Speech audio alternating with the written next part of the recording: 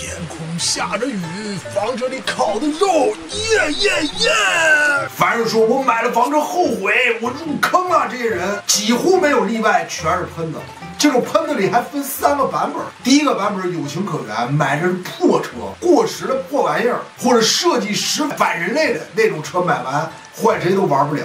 不光说玩不了，想出手都出不了，那纯粹是入坑了。第二种就是最可恨了，你也不知道他背了多少债，借了多少钱，买了个房车，就每天开始编了，是吧？买房车太不值了，买房车太后悔了，要不到处驱赶房车。为什么？为了流量。这种人老崔就替所有旅行者画个圈儿，因为他阻碍了很多真正热爱祖国山河的旅行者的脚步。第3种就是玩键盘的，压根就没开过房车，也没有，最多是隔得6米远见过，还可能是见了那第2种那个喷子正在那骂街的时候，转眼之他就开始了。你仔细去推销他说的那些很多问题，还有房车那些软肋，压根就不是那么回事。朋友们，你说在这心旷神怡的露营地，这边是美丽的湖边，你这时候你想吃烤肉的，弄上个炭炉子，你准备烤串，你说不行，现在这个季节风太大。你要在外边烤串，我跟你说，首先不说得冒多大烟，那个串烤熟之后很快就凉，尤其刮的风，挨着一些树林，你还得想法把这火得处理好。一旦有隐患了，那不得了！我操，这野外生活说嘛变天就变天啊！我说气温突然降这么低，开始下雨了，我就把电膜给盖住了。你就在这个房车里就听着噼里啪啦的雨声，你仿佛就是在自然界，跟你真没关系。这个真的比你在家里住的都爽，是吧？绝对是移动大 house。刮风、下雨、下雪随便，咱车里有吃有喝，只要40多度电，谁怕谁？弄上咱烤箱了，哇，好香啊！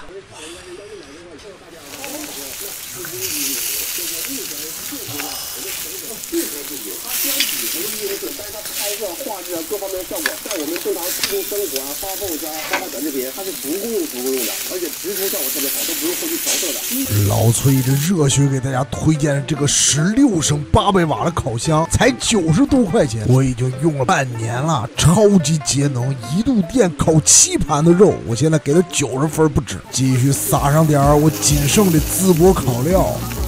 我们能选小回头，尽可能选小回头，因为这个小回头不过是飞过差不多1年了，真的很好用。是不带贴线的，我们很多朋友实在太香了。吃了自己这个在房车烤肉，外头下的雨，就这个真是啊，土皇帝又不想换，这就全是真正房车旅行所有的意义，朋友们。看着烧饼，给我烤来，